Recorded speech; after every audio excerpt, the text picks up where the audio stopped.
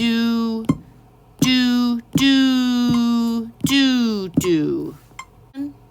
Moving on to exercise 43 in the 2-4 section. I've only been able to copy and paste my bottom of the pyramid here, but we know that we only see quarter notes, quarter rests, eighth notes and eighth rests here. So we know from having the same time signature here of 2-4 time that that's all the information we'll really need. Remember, our quarter notes will be do and our eighth notes will be do day. Next thing I'm going to do is just look and see our smallest note value is going to be an eighth note. So we're going to want to subdivide the pulse. We're going to want to think a steady stream as best we can of do days. And even if that just means internally, instead of saying do day, we feel the steady pulse of pa, pa, pa, pa, pa, pa, pa, pa.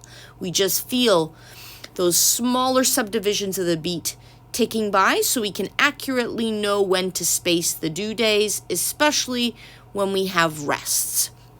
So let's start by just marking our do pulse in each measure. Remember that a pair of do days is going to be equivalent to one beat. So here's our first do, another do for the quarter note, do for the rest, do for the quarter note. One beat for the do day, another beat for the do day, a beat for the quarter note, a beat for the quarter rest. Do day, do day, do day, do day. Now we have an eighth rest. We know that's got to be our do because it falls right at the beginning of the measure. And the eighth rest and the eighth note together are going to equal one beat. So our final do falls here. Notice that there are indeed 2 beats per measure.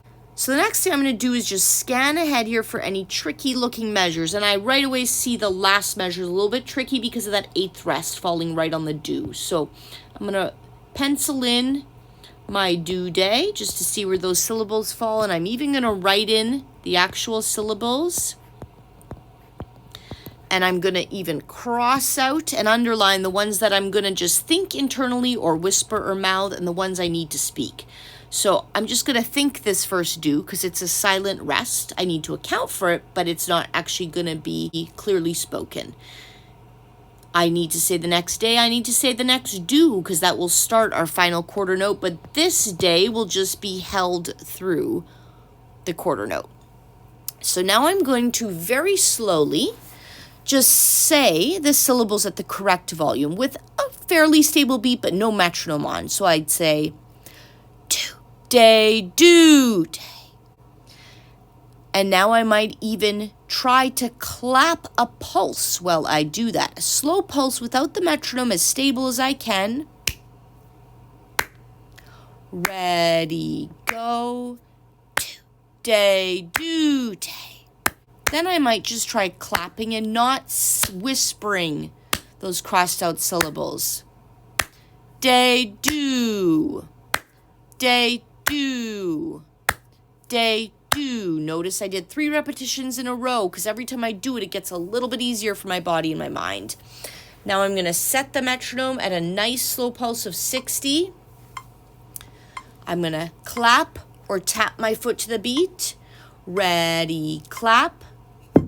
And I'm going to just practice saying a steady stream of do days to get myself primed. Ready, go. Do day, do day, do day, do day, do day, do day. Okay, now I'm going to try saying the rhythm. Try to keep that subdivided pulse either going internally, if it helps you to whisper the silent syllables, or mouth them, go for it. Ready, go. Do day, do. Do day, do day, do. Do day, do day,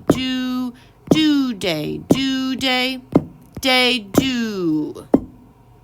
Remember not to get legalistic about this subdivided pulse stuff. It is a tool. It's a tool to help you, especially in tricky measures, especially where you have a rest and you're not quite sure where to put the next note.